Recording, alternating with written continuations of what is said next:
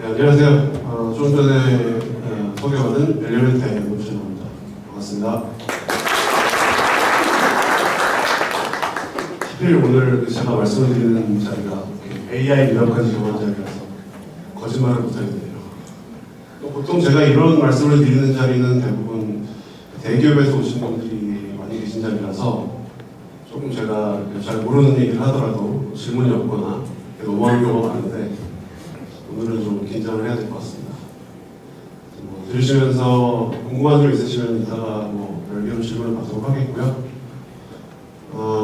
사실 제목을 굉장히 멋있게 잡아주시긴 했는데 AI의 근본적으로 아직 저희가 이것이 정말 성공사라고 자랑할 만한 지속 가능한 성공사례가 아직 있다고 생각하지는 않고요. 전 업계가 그런 성공사례를 찾아가는 과정이라고 생각하고 엘리멘트 AI가 그 과정을 어떻게 찾아가고 있는지를 말씀을 드리는 내용으로 생각하시면 될 것 같습니다. 일단 엘리멘트 AI에 대해서 아시는 분들이 많이 없으실 것 같아서 간단히 회사 소개를 좀 드리고 빠르게 진행을 하도록 하겠습니다. 네, 저희 회사 사실 이렇게 많은 분들 앞에서 저희 회사 소개를 하게 돼서 저희도 좀 감사한데요. 저희 회사 소개를 간단히 먼저 드리고 저희 회사가 좀 특이하게 캐나다 몬트리올에 본사를 두고 있는 회사입니다. 그래서 AI에 관련된 스타트업들이 캐나다에 굉장히 많거든요. 그래서 왜 그런 백그라운드가 있는지에 대해서도 간단히 말씀을 드리면 나중에 AI 관련된 얘기를 하실 때 토픽이 되지 않을까 해서 하나 넣어봤고요. 사실 그 제목에 포함되어 있는 성공 사례이긴 한데 본격적 성공 사례라기보다는 저희가 지금 여러 인더스트리 클라이언트들과 작업하고 있는 내용들에 대해서 어떤 성과가 있었는지 말씀을 좀 드리겠고, 그런 성과들이 있음에도 불구하고 이제 앞으로 그 산업에 전반적으로 AI가 확산되고 적용되기 위해서 어떤 이슈들이 해결돼야 된다고 생각하는지, 그 작업들을 위해서 저희가 어떤 일을 하고 있는지를 빠르게 좀 말씀드리겠습니다.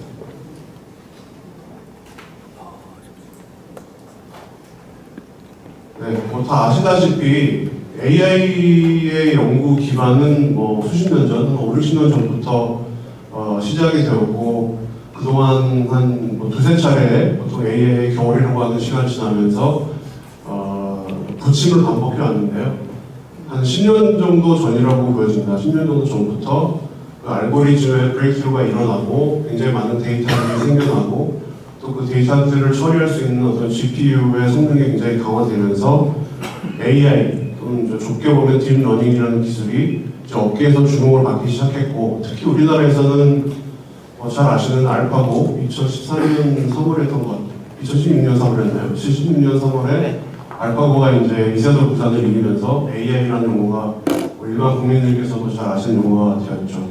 그 이후에도 구글이 이제 셀프 드라이빙 카에 대한 기사도 하루가 멀다고 계속 나오는 시절이 있었고, 저희에겐 잘 알려져 있지 않지만 그 텍사스 홀덤이라는 또 다른, 바둑과는 또 다른 성격을 가진 게임이 있습니다. 이 게임에서도 인공지능 프로그램이 사람을 이기는 일들이 발생하면서 정말 인공지능이 엄청난 일들을 해내고 있구나 하는 이제 세상에 오게 될 것 같습니다. 이런 그 브레이크스루들은 크게 보면 이제 아티피셜 인텔리전스, 인공지능이지만 그 안에 쭉 들어가 보면 근본적으로 이제 딥러닝이라는 기술에 기반을 하고 있고요. 저희 엘리멘트 AI는 이 딥러닝 기술을 기반으로 산업에서 사용할 수 있는 어플리케이션을 고객사들과 함께 만드는 스타트업이라고 보시면 됩니다. 이 딥러닝 기술이 이미 많이 아시다시피 굉장히 많은 산업계의 대기업들에서 이제 테스트되고 애플리케이션이 개발되고 사용되고 있는데요. 그 회사들에서 보고한 자료들을 보면은 이 AI 기술 또는 딥러닝 기술을 누구보다도 더 빠르게 개발하고 적용한 회사들이 어떤 재무적인 성과나 기타 다른 성과 측면에서도 훌륭한 퍼포먼스를 보이고 있다는 양상을 나타내고 있습니다. 따라서 우리나라도 그렇고 아시아 전체로 봐도 그렇고 굉장히 많은 기업들이 AI 또는 딥러닝 기술을 우리 회사에 어떻게 적용할 것인가 고민을 하고 때로는 이제 구축을 하고 계신데요. 이런 AI 또는 딥러닝 기술을 기반으로 한 변혁이죠. 일종의 변혁이 사실은 어떤 하나의 요소만 가지고 드라이브 되진 않습니다. 보통 오늘날 가장 많이 이야기되는 것이 AI 기술자들이 부족하다 이런 얘기를 많이 하시는데 그것은 이제 AI 탤런트라는 한 요소겠고요. 그 외에도 그 대기업의 조직 자체가 AI를 도입하고 사용할 수 있을 만큼 준비가 되어 있는지, 뭐 조직이나 프로세스의 관점 등에서요. 그 다음에 그 데이터가 많다 적다가 중요한 것이 아니고 그 데이터가 잘 정리되어 있고 뭐 레이블링 되어 있고 그런 준비가 되어 있는지에 대해서도 되게 중요하고 쓸만한 데이터가 있는지가 중요하고요. 또 하나는 이제 이런 그 AI 애플리케이션을 만들었을 때 서스테이너블하게 운용할 수 있는 어떤 기술적인 인프라들이 잘 준비되어 있고 툴들이 있느냐, 여러 가지 요소들이 중요한데요. 이 부분에 빈 시장의 기회가 있다고 생각하고 만들어진 회사가 AI입니다.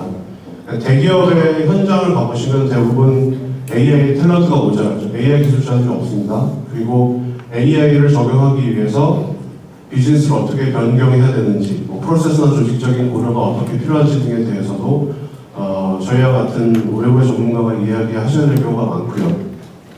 데이터에 대해서도 최근 몇 년간 빅데이터 이니셔티브들이 많았기 때문에 데이터 양들은 엄청나게 늘었죠.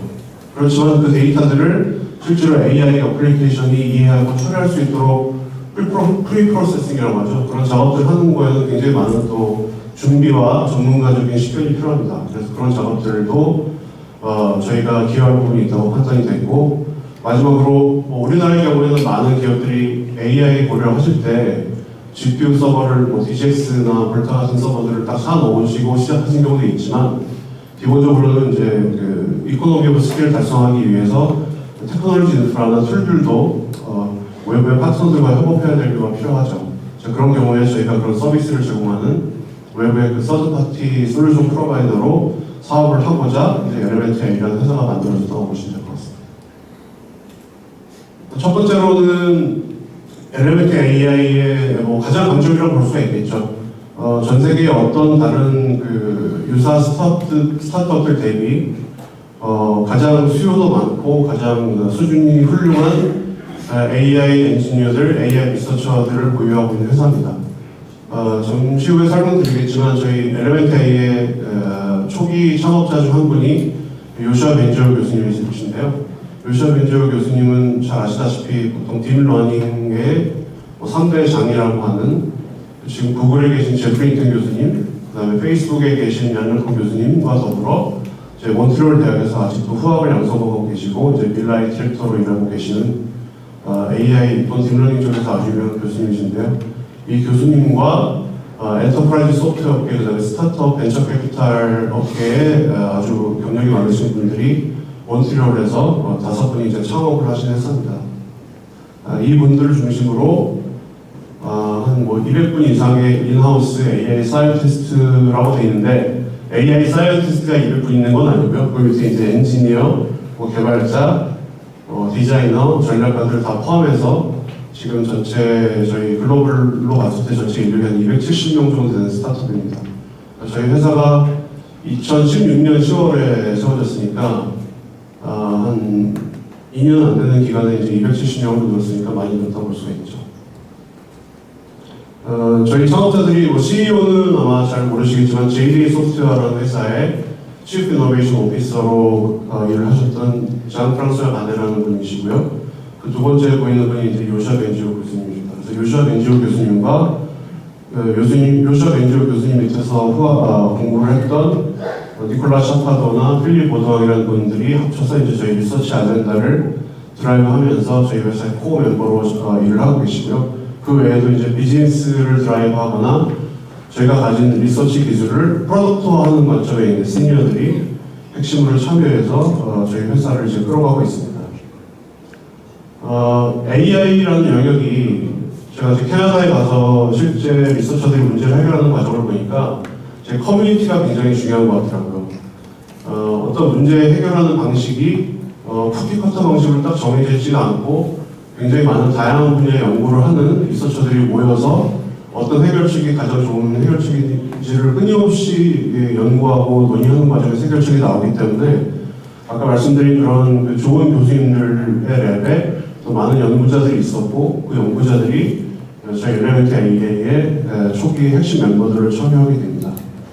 그다음에 이런 그 연구자들과 협업할 몬트리올의 학계 네트워크도 저희가 시간을 들이고 노력을 들여서 이제 빌드를 했고, 저희 내부의 리서처 팀이 PhD급 이상의 리서처가 총 한 100명이라고 보시면 되고, 그 100명과 함께 파트타임으로 일하는 몬트리올 대학이라든가 맥길 대학이라든가 토론토 대학이라든가 이런 쪽에 프로페서 네트워크가 한 200분 정도 되는 규모를 가지고 있습니다.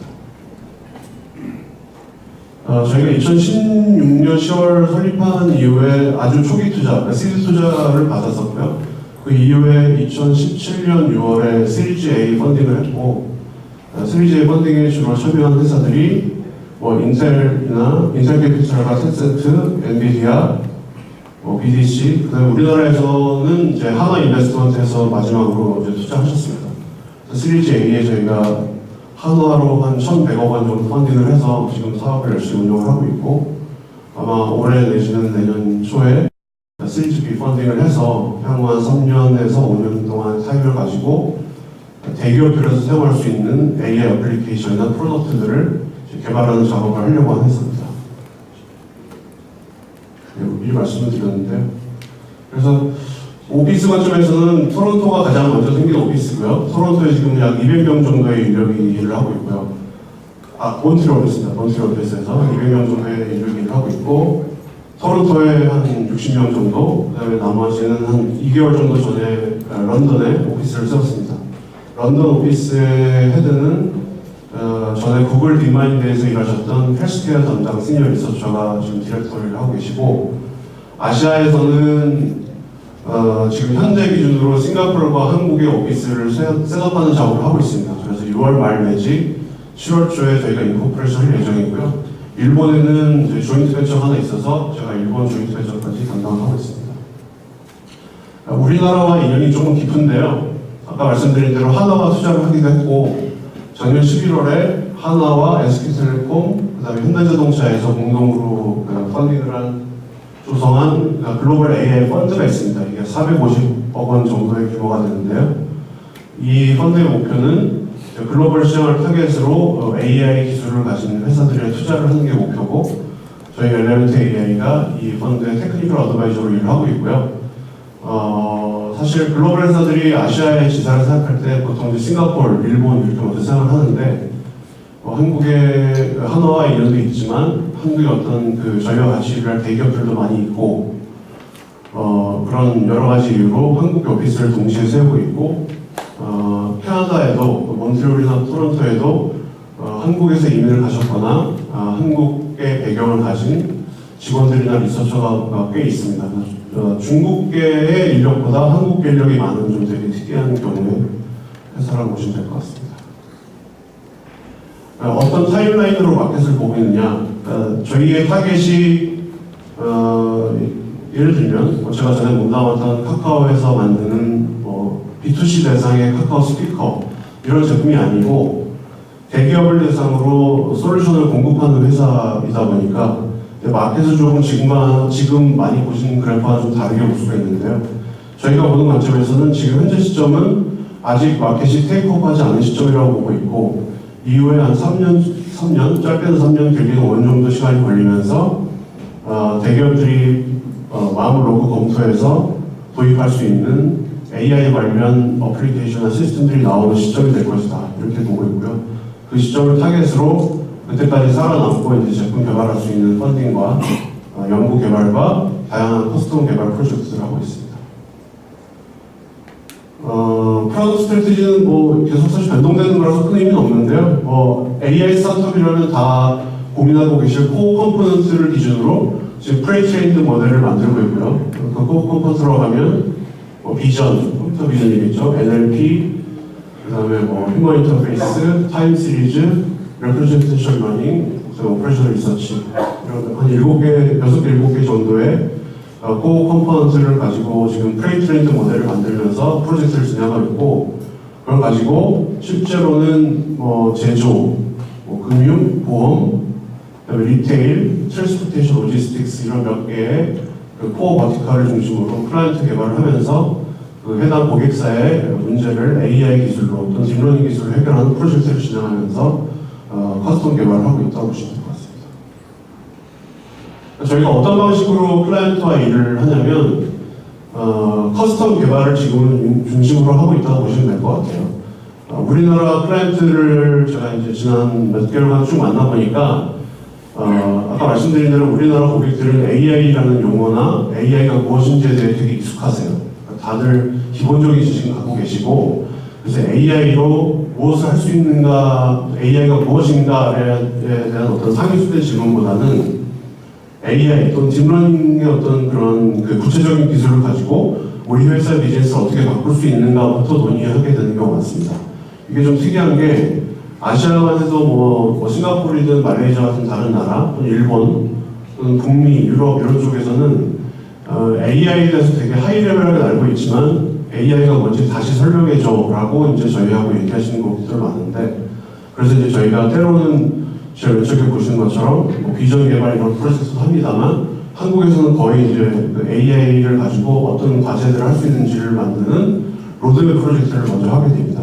이 프로젝트를 한 다음에 나온 과제들 중에 일부를 선별해서 뭐 때로는 POC부터 하고 아니면 때로는 바로 뭐 솔루션 개발로 들어가는 이런 작업들을 하고 있고요. 이 솔루션 개발을 하는 과정에서 이제 한국 팀과 캐나다의 리서치 팀이 같이 들어가서 고객사 문제를 정의를 하고 어떤 알고리즘으로 어떤 데이터를 어떻게 처리해서 어떤 아웃풋을 낼 건지 등에 대해서 쭉 정리를 하면서 이제 프로젝트를 하고 있습니다.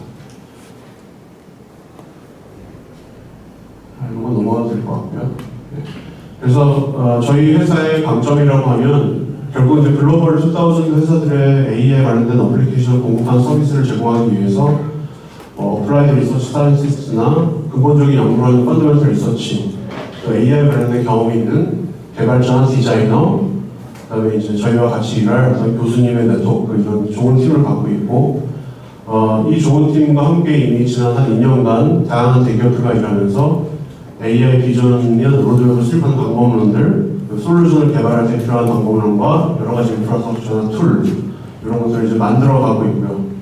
마지막으로 저희가 아까 말씀드린 대로 인텔과 엔비디아가 저희 투자사라고 말씀드렸는데요. 저희 자체적으로 GPU 서버를 보유하고 계시지 않거나 뭐 그런 니즈가 없는 고객들에 대해서 클라우드 디플로이먼트를 지원할 수 있는 그 트레이닝 인바이러먼트나 클라우드 컴퓨팅 인바이러먼트를 제공합니다.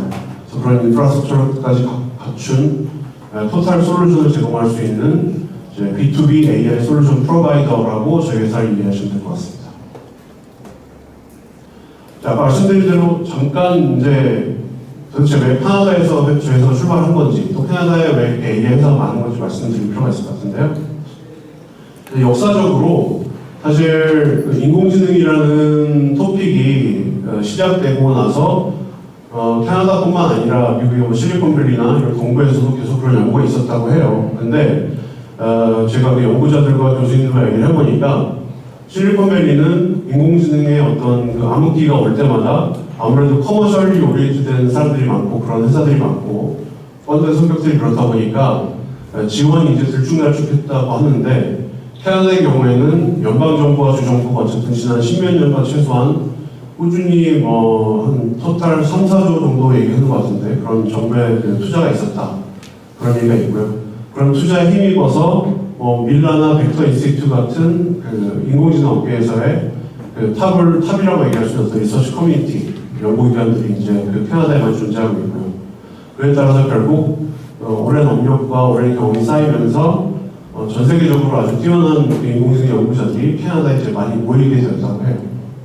그래서 지금 캐나다의 그 엘리멘트 AI를 비롯한 몇 개의 대형 AI 회사가 지금 몬트리올 그 캐나다 동부에 있고요. 토론토에도 몇 개 차지하고 있고, 또 서부로 가면 에드먼턴, 헬리팩스 이런 쪽에 캐나다 이노베이션 허브가 있고, 캐나다의 주 정부와 여러 정부에서 정부기관에서 이런 그 AI 허브를 키우기 위한 정책적인 노력들을 하고 있다. 최근에 제가 정부기관들이나 우리나라 학계들을 만나보면 우리나라에서도 이제 이런 여러 가지 투자들이 이어지고 있는 걸 볼 수 있고요. 그래서 이런 투자에 힘입어서 아마 AI 리서치에 관심 있으신 분은 들어보셨을 텐데, 그 몬트리올 대학교에 있는 밀라라는 리서치 기관이나 또 토론토에 있는 벡터 인스티튜트 같은 기관들이 정부의 돈을 중심으로 정부의 돈뿐 아니라 이제 대형 기업들과 협업을 해가면서 다양한 주제의 AI 연구들을 하는 어떤 이런 에코시스템을 만들고 있습니다. 그래서 밀라 연구자들은 주로 이제 엔비디아나 페이스북, 구글 브레인 같은 데 거기 들어가 있고요. 아마존, 마이크로소프트, 인텔, 삼성도 아마 뉴스 보셨으면 아시겠지만 최근에 이제 몬트리올에 AI를 만들어서 밀라하고 협업을 하고 있고요. 벡터 인스테이트도 마찬가지입니다.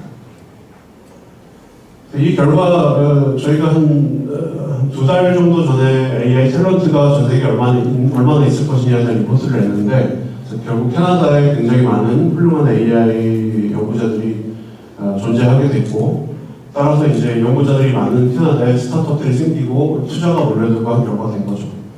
재미있는 거는 저희가 이 조사를 한 기준이 2015년 정도 이전에 머신러닝이나 딥러닝 관련된 박사 학위를 받은 연구자들, 그러니까 최소한 3, 4년의 실제 경험을 가진 연구자들을 중심으로 리스트를 만들어 본 건데요. 이 기준으로 보면 전 세계에 한 7,000명 정도의 AI 펀더멘탈 리서치 할 수 있는 연구자가 있다고 보시면 됩니다.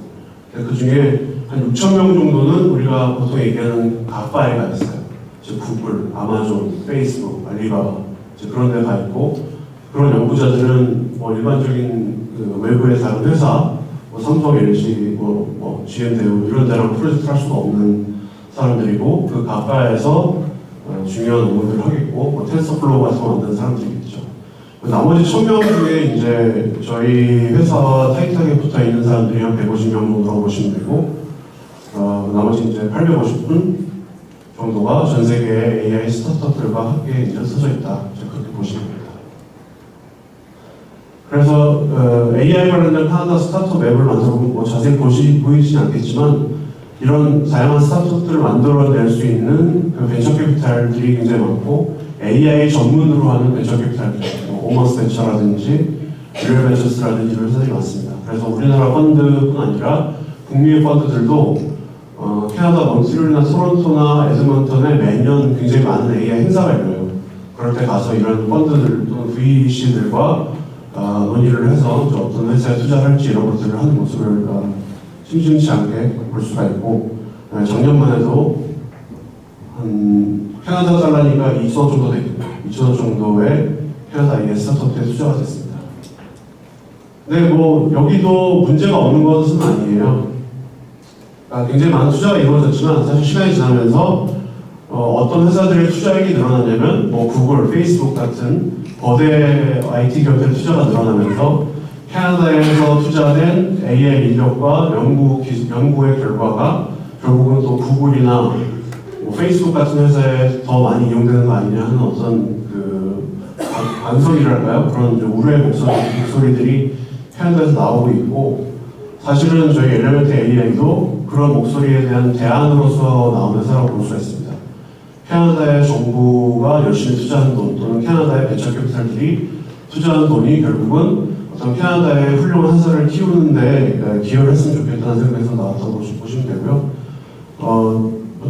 지금도 그렇고 지난 1, 2년부터 우리나라 정부도 우리나라 연구기관들도 굉장히 많은 스타트업들을 키우고 있는데 조만간 이제 또 그런 연구를 위한 자원이나 기금들이 한국에서 훌륭한 스타트업들을 키우는 방식으로 고민을 하시게 될 때가 올 거라고 믿고 이제 그런 과정에서 또 외국 회사이긴 하지만 저희가 한국에서 생태계를 키우는데 기여하면 좋겠다 하는 어떤 바람도 갖고 있습니다. 예, 저희 회사 소개가 좀 길었네요.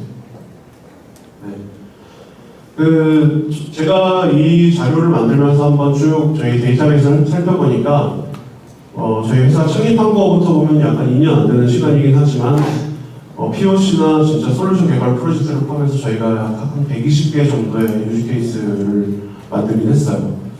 네, 그게 많다면 많고 적다면 적은 거지만 저희는 아주 이제 시장의 초반이라고 생각을 하고 있고 우리나라에 있는 AI 스타트업들도 우리나라 대기업들과 많이 일을 하고 계십니다. 그래서 그런 유즈 케이스는 점점 늘어날 거라고 생각하지만 저희 회사 내부의 컨피덴셜리티 문제나 뭐 이런 여러 가지 문제 때문에 유즈 케이스를 많이 보여드릴 수는 없고 한 3-4가지 정도 저희가 간단하게 어떤 일을 했는지 말씀을 드리고 그런 성과에도 불구하고 앞으로 대기업의 환경에서 AI 기술이 적용되고 더 많이 또 활용되기 위해서 앞으로 어떤 과제들이 있다고 생각하는지에 대해서 말씀을 드리겠습니다.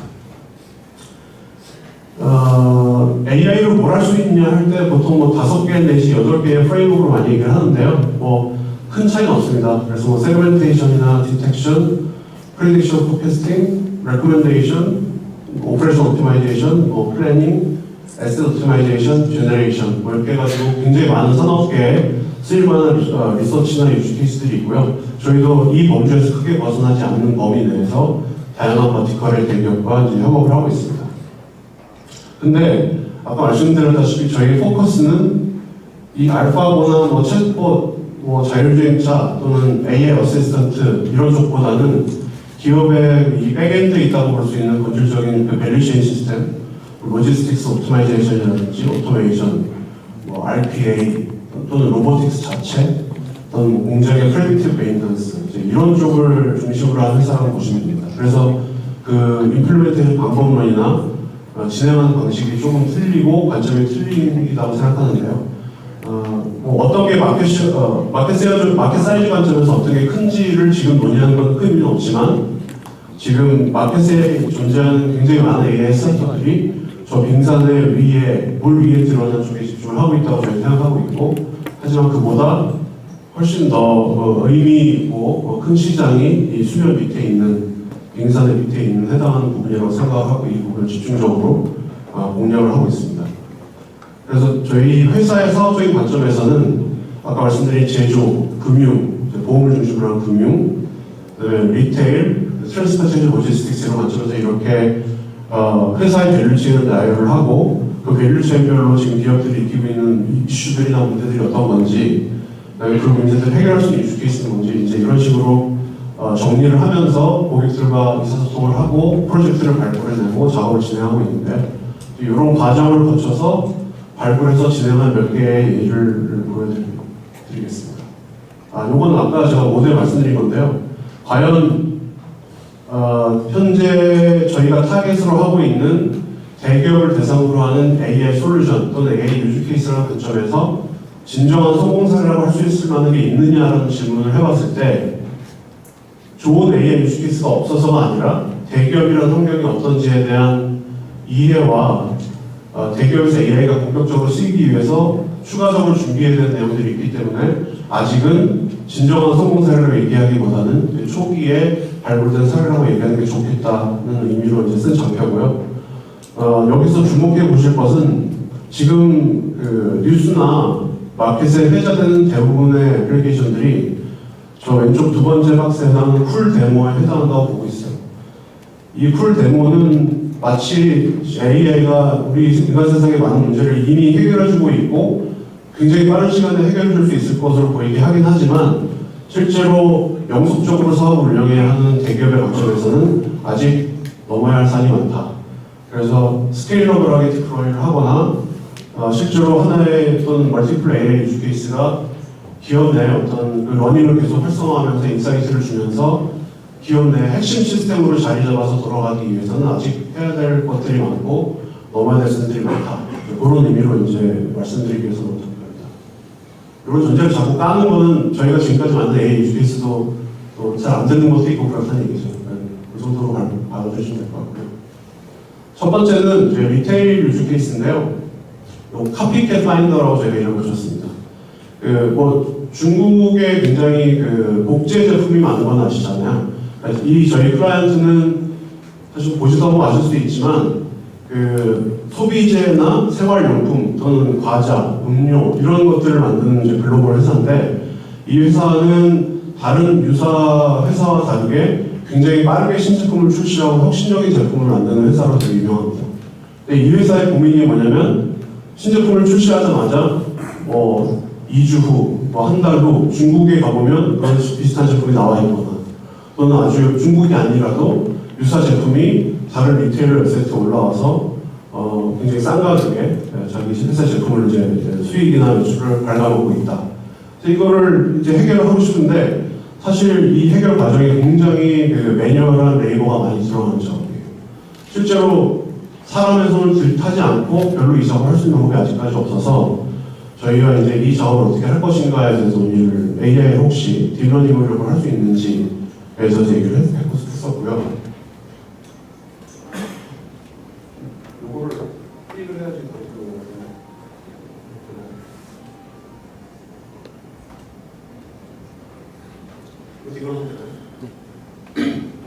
그래서 저희 제목은 Lookalike Products, 비슷하게 보이는 제품 찾기라고 했죠. 그래서 오늘 말씀드릴 건 프로토타입이고 지금 이제 한참 이 프로토타입을 기반으로 풀 솔루션 개발 작업을 하고 있습니다. 네, 말씀드린 거고 실제로 이 카피 제품이 찾아지는 과정이 대부분 이 회사의 직원이나 다른 사람들이 어디 매장에 갔거나 온라인 리테일러에 방문을 했을 때 이거 우리 회사 제품이랑 비슷해. 이 사진을 찍어가지고 뭐 리걸이나 자기 동료한테 얘기하고 이제 보고하는 이런 식으로 이제 이루어졌던 거예요. 굉장히 시간이 많이 들고 그 검토할 수 있는 범위도 작고 이 사이클 타임도 굉장히 오래 걸리는 작업이죠.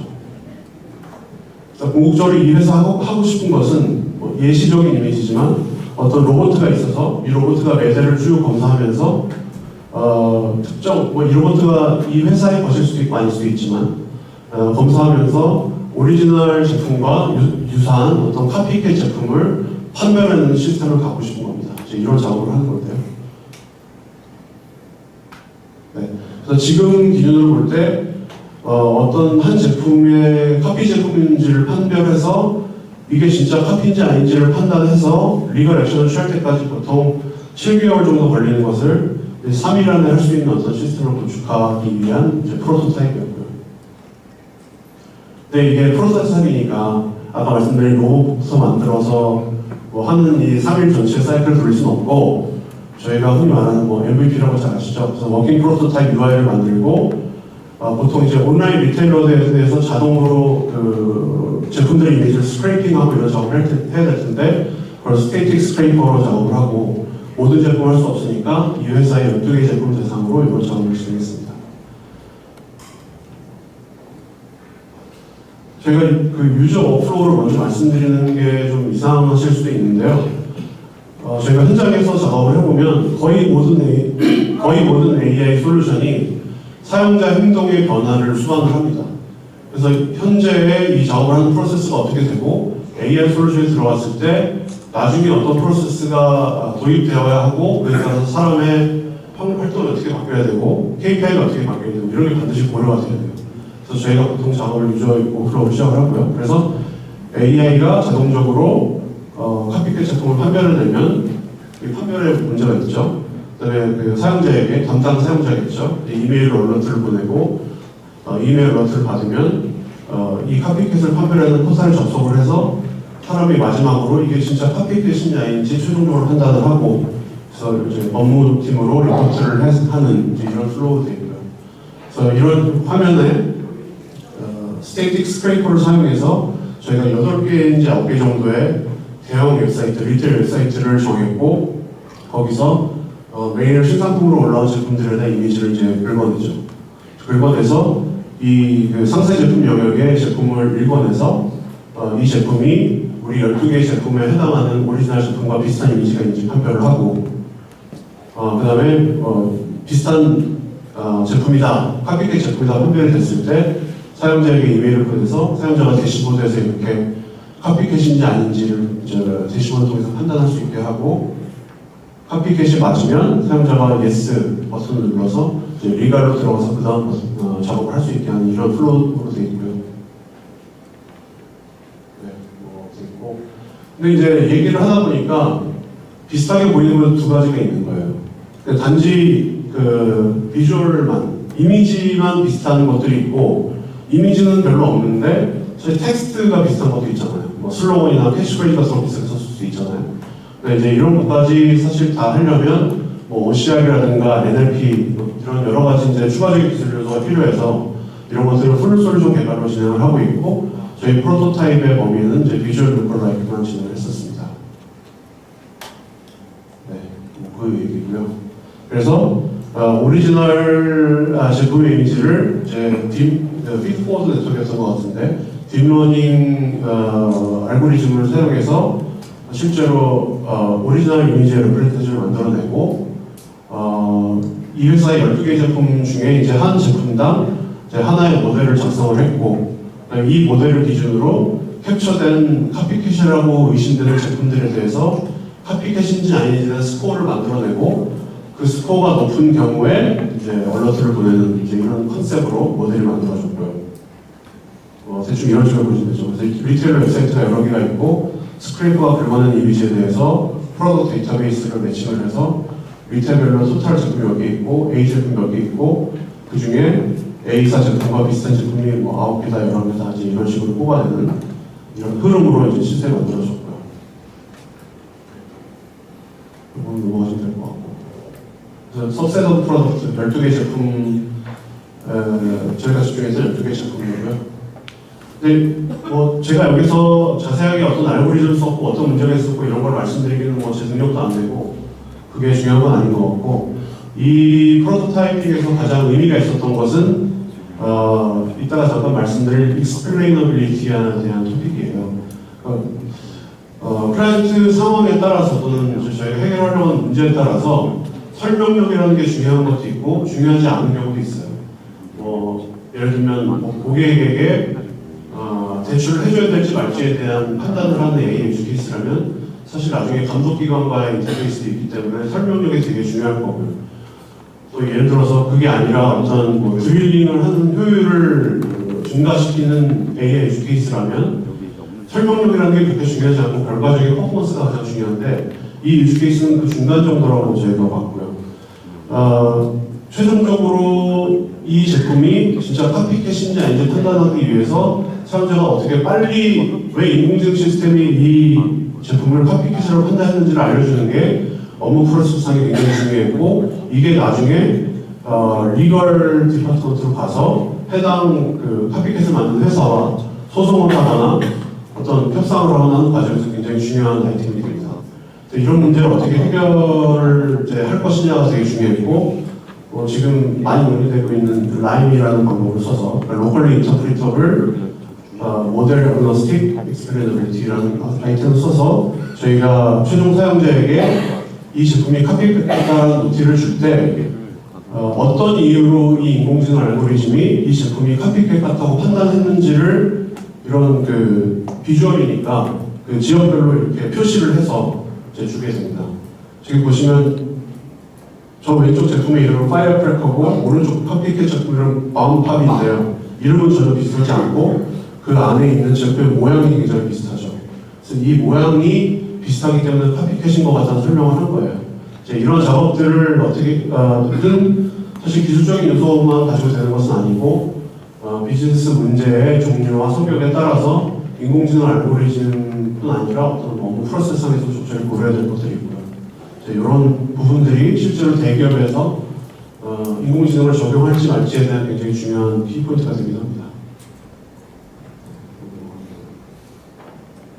네, 시험 보고 넘어가겠고. 네. 처음 케이스였고요. 또 두 번째는 여러분 항구 있잖아요. 항구. 그러니까 물동 트러킹을 하는 항구죠. 물건들이 들나드는 항구에 이피션시를 증가시킨 케이스인데요. 이제 항구에 저희 컨제스션이라고 하죠. 그러니까 트래픽이 많이 막히고 시간이 많이 걸리면 결국은 이제 운송량, 물동량의 이제 비율을 나타나게 되는데 이제 그런 부분을 해결하는 유즈 케이스입니다. 이거는 이제 트랜스포테이션 로지스틱스라고 볼 수 있겠죠. 포트 오벨이라고 썼는데 그래서 포트 오브 몬트리올이에요. 몬트리올 항구가 캐나다에서 두 번째로 큰 항구입니다. 그래서 5개의 터미널이 있고 매일 2,000개 이상의 배가 왔다 갔다 하고 그 2,000개 이상의 배가 왔다 갔다 하면서 나르는 컨테이너들을 때로는 빼내고 때로는 넣기 위해서 하루에 1,250개에서 한 2,000개라고 보시면 돼요. 2,000대 트럭이 왔다 갔다 하는 터미널인데요. 보시면 다 보실 필요 없죠. 저기 가운데 구멍이 뚫린 집처럼 생긴 게 터미널이에요. 그래서 저 터미널을 지나면서 트럭 기사가 배지를 태깅을 하면 그게 이제 표시가 되게 돼 있어요. 그래서 그런 기본 자료를 가지고 트럭의 효율이 또 트럭킹의 효율이 얼마나 되는지를 측정하는 건데요.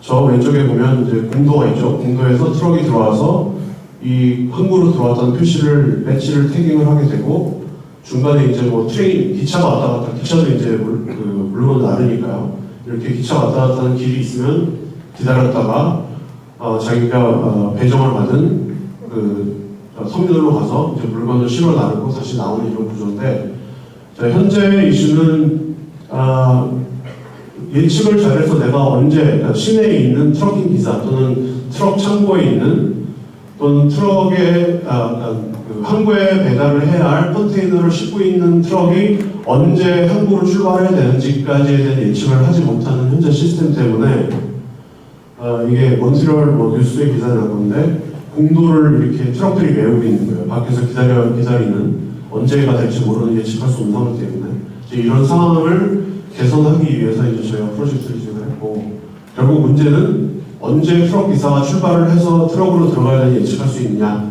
이런 프레딕션의 문제였고, 사실은 데이터가 굉장히 많이 있었는데 그 데이터의 대부분을 저 포스 어서리티에서 아직 사용하지 않는 상황이었고, 그래서 저희는 하루에 언제 과거 히스토리컬 퍼포먼스, 그다음에 그 포트 안에서의 트럭의 움직임, 트럭 프로세싱 스피드, 컨테이너가 몇 개 있는지, 트레인이 어떻게 왔다 갔다 하는지, 이런 여러 가지 데이터들을 인풋 데이터로 써서 예측하는 모델을 만들었고요.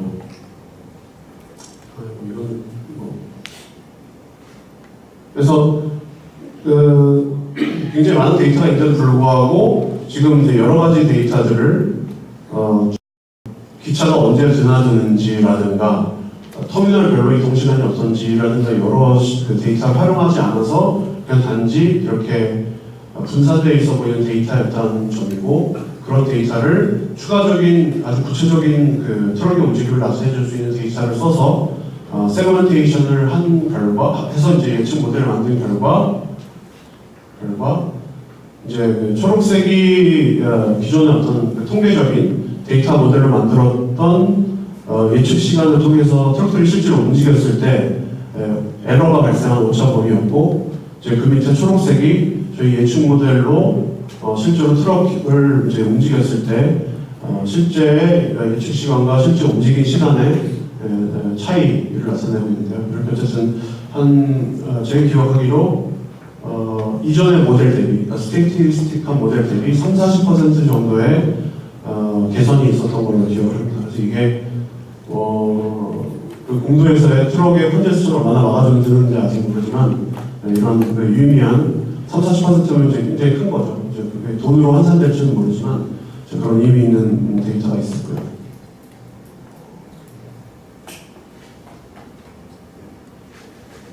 이건 그냥 아주 간단하게 말씀만 드리고 넘어갈 건데요.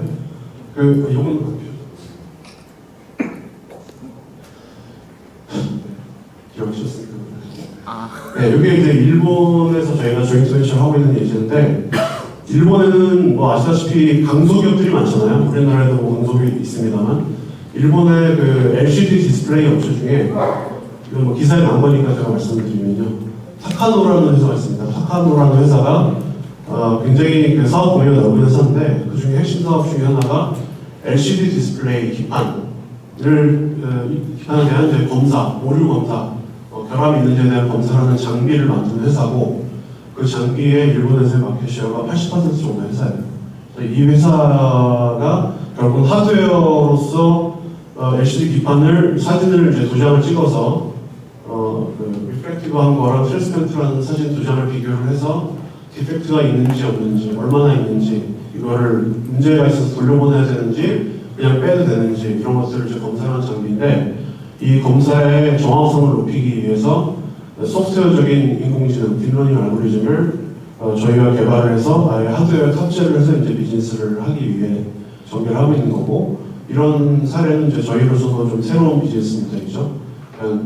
보통은 B2B 솔루션 서비스 공급자가 솔루션 개발, 그다음에 라이센스 이런 비즈니스를 하게 되는데, 이런 경우에는 조인트 벤처로서 이제 공동 사업을 하면서 레비뉴 포텐셜 업사이드를 저희도 같이 항유하는 그런 사례가 되겠고요.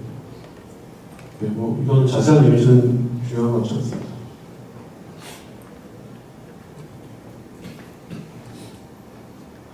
네, 그다음에 이렇게 딱딱한 것만 하는 건 아니고요.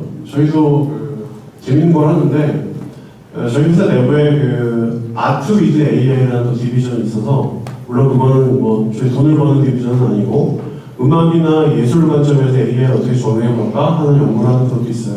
그래서 그런 그룹이 이건 돈을 버는 일은 전혀 아니고 제가 그 뮤럴 아트라고 그러면 왜 이렇게 그 옛날 유럽 같은 데 건물 벽지 벽에 뭐 스테인드 글라스든 이런 그림들 있잖아요. 그런 그림의 스타일을 보통 이미지로 이제 스타일 트랜스퍼 하는 걸 많이 보셨을 거예요. 저도 아주 디테일한 뭐 기술적인 내용은 모르지만 이런 그 스타일을 트랜스퍼 하는 건 많이 보셨을 텐데 이걸 실시간으로 동영상에 대해서 트랜스퍼 하는 거는 그 퍼포먼스도 잘 안 나올 뿐 아니라 이미지가 뭐 예를 들면 뭐 30프레임 per 세컨드로 넘어가면서 스타일이 프레임마다 다르게 적용될 때 그 이 스파이크가 이 튀는 게 굉장히 그 심해서 그걸 컨트롤하는 게 어렵다. 이제 이런 논문들이 나와 있거든요. 이제 그런 부분들에 대해서 저희 연구진들이 야, 우리 동영상을 한번 해보자. 이제 이런 얘기를 해서 작업을 한 것이고 이거는 뭐 너무 기술적인 디테일한 얘기에서 넘어가고 여기 화면이 있었는데 화면이 없네요. 뭐냐면 혹시 좀 딴 얘기로 설명을 하기 위해서 저희 엘레멘트AI 한국 오피스가 강남역의 드림플러스에 지금 사무실을 꾸미고 있어요. 제 사무실에 이 뭐 AI를 체험해 보실 수 있는 스크린은 저희가 거기 마련할 거거든요. 쉽게 말씀드리면 여러분이 움직이고 지나가시면 카메라가 뭘 찍어서 실시간으로 이런 스타일 트랜스퍼를 보여주는 거라고 보시면 돼요. 이런 몇 가지 케이스 소개시켜드렸고 화면상으로는 못 보여드리지만 또 좀 재밌는 걸 말씀드리자면 이런 것도 하고 있어요. 대형 건설회사에서 보면 왜 우리나라에도 터널 같은 거 많이 파잖아요. 터널 같은 거 팔 때 여러분 모어링 머신이라고 직경이 막 5m, 10m 되는 이 원형의 칼날이 달린 블레이드가 천천히 회전하면서 앞으로 전진을 하면서 이 터널을 뚫습니다. 근데 이제 이 터널이 뚫는 게 결국 산이잖아요. 산이 이제 여러 가지의 지질학적 요소를 갖고 있는데 어떤 부분은 그냥 굉장히 부드러운 흙이고 어떤 부분은 딱딱한 돌이에요. 이 그 지질학적인 조성에 따라서 사실은 이 칼날이 돌아가는 스피드를 적정한 범위 내에서 조정해주지 않으면 칼날이 부러지거나 그래서 이제 다시 작업들을 다 철수하고 뒤로 빼거나 아니면 그게 무서워서 굉장히 천천하게 칼날을 돌리면 작업 속도가 굉장히 늦어져서 이제 비용 요소가 증가하는 이런 문제가 있어요. 그래서 저희가 지금 하고 있는 작업 중에 하나가 이 블레이드 끝에 탐침을 센서 원리 있습니다. 센서에서 이제 토크나 초당 움직이는 스피드 같은 게 들어오면 그 데이터를 가지고 안전한 범위에서 어느 정도의 스피드로 이게 운전할 수 있는지를 이제 딥러닝 기술로 판단을 해서 작업자들에게 가이드를 해주는 이제 그런 시스템도 있고요. 결국은 사실 우리가 일상생활에서 또 뉴스에서 많이 접하시는 뭐 커머스라든가 음성으로 뭘 시킨다든가 이런 거 외에도 대기업에서 AI 또는 딥러닝 기술을 사용할 수 있는 분이 굉장히 많고 그 부분에서 이미 사실 굉장히 많은 회사들이 치열하게 경쟁을 하면서 솔루션 공급을 하고 있어요. 저희도 그런 회사 중에 하나로서 이제 열심히 선도 사업자로 자리를 매김하기 위해서 열심히 하고 있고 내심으로는 이제 우리나라에도 그런 쪽에 관심을 많이 가지시는 스타트업들이 사실 솔트루스 같은 회사는 이미 열심히 하고 계십니다만 그런 회사들이 더 많이 나오고 또 때로는 저희 회사 같은 회사와 협업을 하고 그런 관계로 되었으면 좋겠다는 생각을 가져봅니다. 자, 이런 케이스들이 있는데 그러면 이렇게만 앞으로 계속하면 되는 건지 어떤 이슈가 있는지를 간단히 말씀드리고 마무리를 하면 될 것 같습니다. 예, 아까 잠깐 보여드린 정도가 다시 나왔죠. 그래서 마치 사람들이 인공지능이 두 번의 겨울을 지나면서 본격적으로 꽃을 필 시기가 온 것처럼 얘기하는 신문지상의 기사나 뉴스들이 굉장히 많아요. 그래서 병원에서 무슨 인공지능이 사용됐다, 범인을 잡는 데서 사용되고, 법률회사에서도 사용되고 이런 게 많죠. 실제로 이제 의미 있는 뉴스케이스도 많지만, 저나 저희 회사의 전문가들이 보기에는 일부 B2C 어플리케이션 또는 굉장히 전문적으로 딱 아주 커스텀화된 어플리케이션을 제외하고는 아직도 가야 될 길이 멀다. 대기업이라는 환경에서 스케일러블한 솔루션이 만들어지고 인공지능의 권력에 맞는 러닝이 계속 생산돼서 기업에서 유통되는 그걸 진정한 의미의 AI 솔루션이 나오려면 아직은 연구해야 될 게 굉장히 많고 갈 길이 많다 이렇게 생각하고 있어요. 실제로 여러 가지 이유로 아직 뭐 우리나라뿐 아니라 전 세계에서 이런 그 대기업들과 진짜 파트너십을 해서 서스테이너블한 지속 가능한 그 AI 트랜스포메이션을 같이 할 수 있는 회사가 많지는 않다고 보고 있어요. 일단은 연구자들이 많이 없죠. 연구자들이 많이 없고 우리나라에도 최근 2, 3년간 좋은 논문이 나오고 있습니다만 그 중에 상당부 수의 논문이 안타깝게도 저희 임플리멘테이션 논문에 가깝고 브레이크스루한 논문은 아직은 그렇게 많이 보지를 못했어요. 어쨌든 우리나라는 그래도 한 150명, 200명 정도의 훌륭한 연구자들이 있다고 보이지만 여전히 그 엄청난 대기업의 AI 관련된 수요를 감당하기에는 턱없이 적은 숫자고요. 게다가 더 문제가 되는 것은 이 현재 뭐 대기업들이 굉장히 적극적으로 AI 인력을 뽑으시니까 뭐 신입이든 경력이든 뽑으시는데 이분들이 또 한 2, 3년 경험을 하고 나면 회사 이름을 대서 좀 그렇습니다만 뭐 네이버, 카카오, 삼성전자 같은 데로 또 가세요. 저희가 마켓에서 보는 바로는 특히 이제 삼성전자, 네이버, SK텔레콤 이런 대기업들 또는 해외, 구글 이런 회사들로 인공지능 인력들이 빠져나가면서 앞으로 어쨌든 장기간, 상당 기간 전문적인 AI 임플리멘테이션 할 수 있는 인력이 대기업에 굉장히 모자라다. 그렇게 돼 있고 수요가 그런 많은 문제가 있다면 공급에는 문제가 없냐? 공급에도 문제가 있어요. 그러니까 제가 카운팅을 한번 해보니까 우리나라에 AI 스타트업이라고 이름을 올린 데가 한 250에서 300군데 정도 되는 것 같고 물론 그 중에 상당수는 이제 B2C 서비스를 한다고 표방하는 회사들이긴 하지만요. 그런 회사들이 있지만 사실 대부분의 회사의 경우에는 어떤 펀더멘털한 딥러닝 리서치를 할 수 있는 리소스가 아직은 별로 없습니다. 별로 없고 그보다 어떻게 보면 좀 더 근본적인 문제는 우리나라뿐 아니라 해외도 마찬가지인데요. 그러니까 스타트업의 어떤 태생이 B2C 서비스를 만들어서 마켓 테스트를 해보고 또 그게 여의치 않을 때는 또 빠르게 피벗팅을 하는 게 또 되게 중요한 어떤 스타트업의 그 생존 방식인데 그 생존 방식이 몸에 배어있는 회사들이 지금 AI 또는 딥러닝이 유행한다는 이유로 머신러닝 엔지니어들을 데리고 대기업과 일을 하고 있어요. 그게 무슨 문제가 있느냐?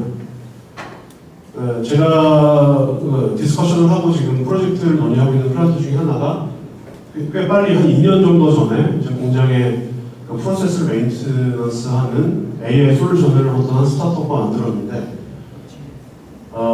알고리즘이 잘 되는 것 같았어요. 알고리즘이 잘 되는 것 같았고 한 1년 정도 쓰다 보니까 이 인공지능 딥러닝 알고리즘이 시간이 지나면서 자연적으로 퍼포먼스가 이제 디그레이데이션이 돼요. 이런 부분에 대해서 문제가 뭐고 어떤 데이터로 다시 트레이닝을 해야 될지를 지속적으로 얘기를 해야 하는데 그런 메인터넌스를 할 수 있는 파트너가 사실 아니었던 거죠. 그러니까 스타트업을 다시 찾았더니 그 스타트업은 이미 블록체인으로 자기 사업을 전환을 했어요. 그러니까 이런 문제들이 아직 우리나라 스타트업과 업계 전체와 대기업이 일하는 어떤 구조 간에 괴리가 있는 게 아닌가. 그러니까 진짜 이 B2B 사업을 하려면 최소 상당 기간 동안 어떤 그 업에 대한 커미트먼트가 필요하고 지속적인 투자가 필요하다는 생각이 들고 그런 관점에서 준비된 사업자들이 아직 많이 없다 그런 생각이 들고요. 그리고 뭐 지금 말씀드린 거 약간 일맥상통하긴 합니다만 이게 대부분 엔터프라이즈 환경에서는 기술이 AI든 모바일이든 간에 기업 내에서 5년, 10년, 15년, 20년 계속 사용되려면 적절한 광고 운영과 적절한 절차와 그 기술을 둘러싸고 있는 여러 가지 프로세스나 이런 것들에 대한 고려와 그 변화가 필요한데 그런 거에 대한 충분한 고려를 한 회사들이 할 수 있는 또는 파트너가 될 수 있는 회사들이 많으냐 그거에 대해서 좀 더 의문이 있고요. 그래서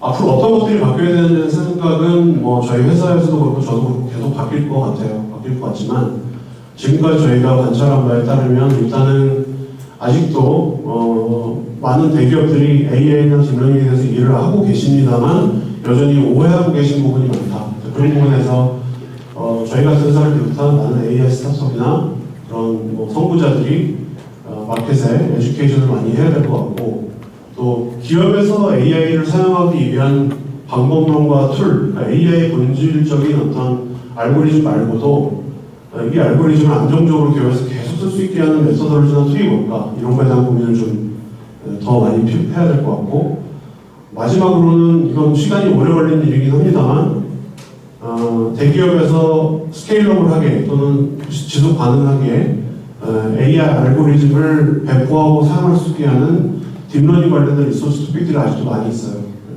지금 약간 제가 뭐 저의 경험이 이제 일천하니까 이제 우리나라의 정부 당국자나 교육기관들을 돌아다니면서 들을 때 약간 걱정되는 점이 이런 부분인데, 사실 지난 한 2013년, 4년까지하고 비교하면 그 이후에 어떤 브레이크스루한 AI 알고리즘이 잘 나오지 않고 있는 건 사실이에요.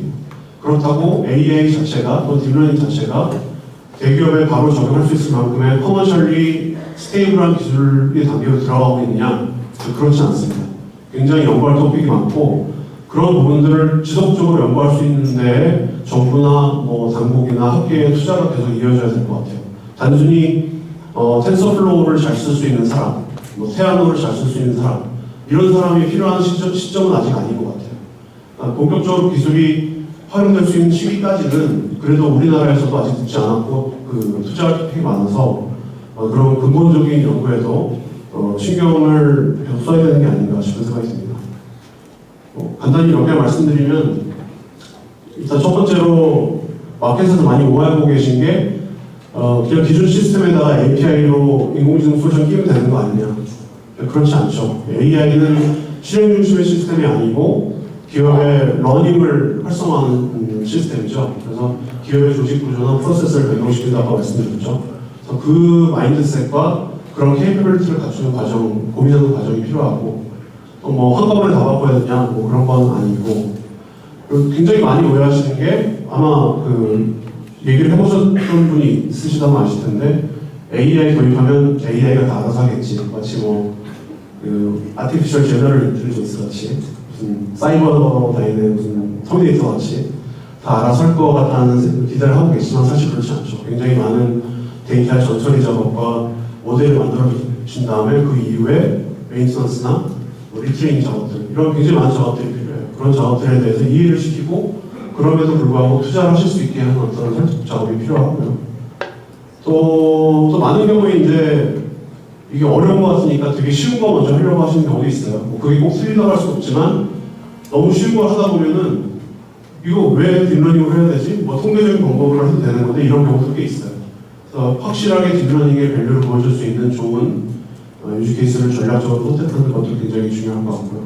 뭐 이런 등등의 여러 AI에 대해서 되게 상위 수준에서 이해하고 계시지만 AI가 과거의 기술과 굉장히 많은 다른 특성을 갖고 있기 때문에 그에 대한 오해도 많으시고 그런 오해를 풀어드릴 수 있는 업계 전체의 노력이 필요하겠다 이런 얘기고요.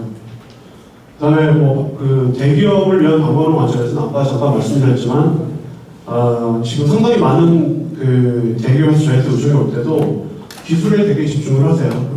AI는 기술 자체가 되게 토픽이니까.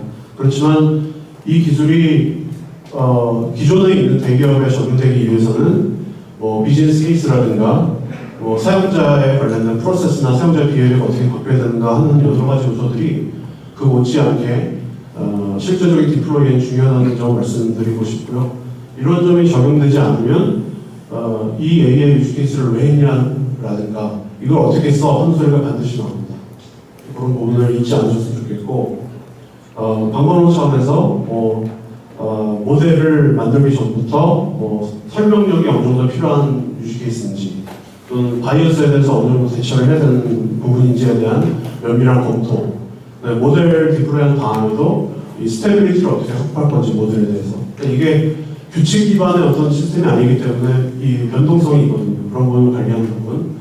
그 다음에 데이터가 변하거나 아니면 여러 가지 다른 변수들이 변하면서 AI 모델의 컨셉 자체가 바뀌어야 되는 경우, 결국 리트레이닝으로 연결되는 경우일 텐데요. 이런 경우에 대해서 어떻게 매니지할 것인지를 대기업과 이야기하고 어드바이스 해줄 수 있는 정도의 방법론과 프로세스와 이런 것들이 나와야 AI를 도입하는 대기업에서 비교적 고민을 더 하면서 스케일러블하게 믿고 이 솔루션들을 구축할 수 있는 시기가 올 거라고 생각하고 있습니다. 추가적으로 연구할 토픽이 많죠. 근데 지금 여기는 간단하게 그냥 저희 엘리멘트 AI에서 계속 연구하고 있는 부분들을 말씀드리면 딥러닝은 당연히 기본적으로 하는 것이고 익스플레이너빌리티도 되게 중요한 요소죠. 어떤 인더스트리는 익스플레이너빌리티 때문에 AI에 적용할 수 없는 인더스트리들도 많습니다. 이런 부분 최근에 많이 논의가 되고 있는 부분이고, 트랜스퍼 러닝. 그래서 데이터가 먼저냐 알고리즘이 먼저냐 이렇게 말씀해 주셨을 거예요. 뭐 엄마가 좋으냐 아빠가 좋으냐 비슷한 건데, 사실 저희 관점에서는 기업 환경이 AI 모델을 트레인할 수 있는 잘 정돈되고 레이블링이 잘 된 데이터가 매우 적은 환경이라고 정의를 하고 작업을 시작해요. 실제로 그렇고요. 그래서 이제 프리프로세싱에 대한 로드가 많이 드는 건데, 그랬을 때 그럼 앞으로도 계속 그런 데이터에 의존해서 AI 에듀케이션을 만들고 솔루션 만들 거냐?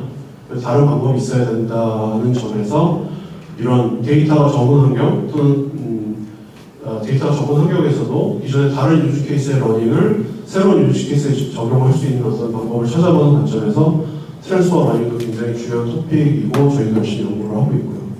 뭐 메타 러닝도 비슷하게 이제 웨이트를 전달하는 방법이니까 비슷한 거고, 원작 러닝은 뭐 저희 헬스케어 쪽에 혹시 하시는 분 많이 들어보셨겠지만, 예를 들면 뭐 암 같은 경우에 뭐 데이터가 많은 영상 이미지가 되게 많은 경우도 있지만, 뭐 새로운 희귀암 같은 경우 아예 데이터가 별로 없거든요. 그런 경우에 아주 소량의 데이터를 가지고도 AI 에듀케이션을 적용할 수 있게 하는 그런 뭐 원샷 러닝, 이런 부분들도 사실 앞으로 많이 개발이 되어야 우리가 원하는 만큼의 어떤 AI 애플리케이션을 대기업에 적용할 수 있을 것이다. 하이어리컬 리인포스먼트 많이 있는 딥마인드가 아주 열심히 하고 있고요. 길게 말씀을 드렸는데, 저희 회사 소개해 드렸고요. 사실 뭐 저로서 저희 회사 소개도 되게 중요한 섹션이어서 엘리멘트 A라는 회사를 기억해 주시길 바라고요.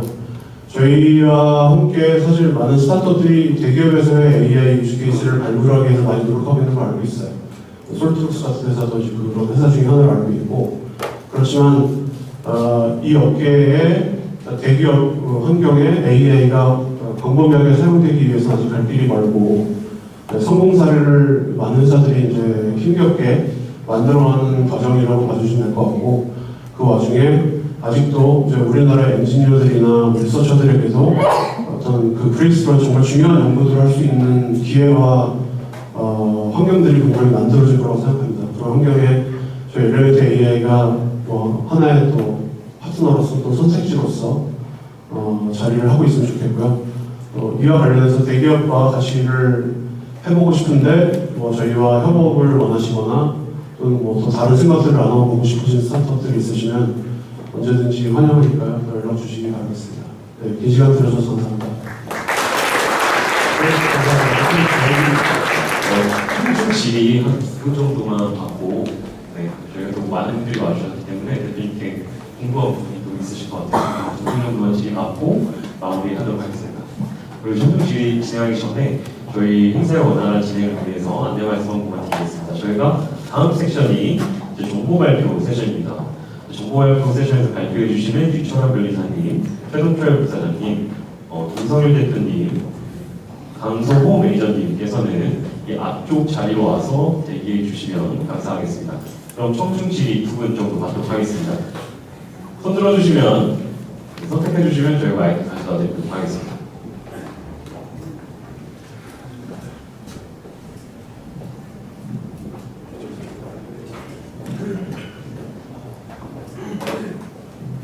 네, 안녕하세요. 저 네오폰 이승철이라고 합니다. 저희는 이제 스마트 이어폰을 개발하고 있는 업체입니다. 터치해서 이제 누구한테 전화 걸어줘 아니면 서울시청에 전화 걸어줘 이렇게 했을 경우 AI가 연동해서 연락처를 검색해서 전화를 걸어주고 이런 AI 비서를 개발하고 하고자 하는데 어떻게 개발하면 되는지 같이 협업이 가능한지 궁금합니다. 네. 어떻게 그런 분들인지 글쎄요, 제가 따로 만나서 말씀하시는 게 나을 것 같아요. 일단 근데 말씀하신 영역이 엘리멘트 AI가 타겟하고 있는 핵심 영역은 아닙니다. 지금 말씀 들은 걸로 봐서는 어쨌든 음성 인식의 기술, 음성 인식과 그 뒤에 뭐 도메인이 있다면 이제 도메인별 NLP가 핵심 기술이 될 것 같은데, NLP는 저희도 핵심 엔진 중에 하나로 열심히 하고 있지만 음성 인식과 결부된 다른 서비스를 지금 사용하고 있지는 않아요. 사실 한국의 그 굉장히 좋은 음성 인식, 한국어를 위해서는 굉장히 좋은 음성 인식 엔진이 많이 있고, 제가 전에 온다마다 카카오에서도 굉장히 좋은 음성 인식 엔진이 있고, 뭐 네이버나 기타 삼성에도 음성 인식이 굉장히 좋습니다. 음성 인식만으로 따지면 정확도가 굉장히 높아요. 근데 지금 문제는 음성 인식 이후에, 그러니까 음성을 보이스를 텍스트로 전환한 이후에 그 텍스트가 무슨 의미인지를 알아내는 이제 NLP가 지금 어려운 과제이고 도메인별 날리지가 필요한 부분이라서, 사실 저희도 그 NLP를 열심히 하고 있는데 저희 하는 영역은 주로 아까 말씀드린 매니팩처링, 리테일, 트랜스포테이션, 로지스틱스, 뭐 파이낸셜 서비스, 금융 이런 쪽인데, 뭐 채팅을 해야 되는 콜센터 이런 쪽은 또 아니에요. 별로 안 하고 있고, 예를 들어 공장에서 지금 말씀하신 걸 예를 들면 공장에서 굉장히 소음이 많은 환경에서 기계들이 막 돌아가는데 작업자들이 지금은 양손이 자유롭지 못하게 뭐 태블릿이나 이런 걸 작업을 하거나 어떤 현상을 보고 이제 돌아가서 작업을 하잖아요.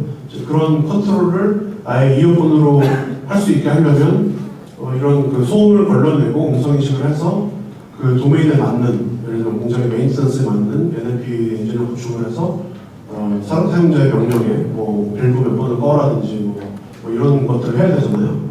그런 쪽이라면 저희랑 같이 뭐 일하실 분 있을 것 같지만, 타겟 세그먼트가 뭐 B2C거나 연락처 찾아서 전화해줘, 사실 이런 쪽은 저희가 포커스하고 NLP 도메인으로서는 저희가 포커스해야 하는 영역은 아니고요. 네, 그렇습니다. 자세한 내용은 나중에 기회 되시면 여쭤보겠습니다. 네, 마지막으로. 네, 저기 AI가 좋은 기술로 좀 관심이 많은데, 예를 들면 뭐 테슬라도 그렇고 미국에서도 시스템 트레이닝 같은 걸 3년 전에 마이크로라는 회사가 있었는데, 팔tun하고 좀 분야가 있었는데, 트레이닝을 한번 잘못해가지고 회사가 날아가고, 아웃컴이 잘못되면, 알고리즘이 잘못되면 아웃컴이 조금 사람들이 매뉴얼로 하는 것보다 엄청나게 큰 효과가 오는데, 그런 리스크는 어떻게 그런 사업 영역에 진출을 하지 않는 게 네, 뭐 농담이고요. 네, 저희도 답은 없습니다. 답은 없고, 그래서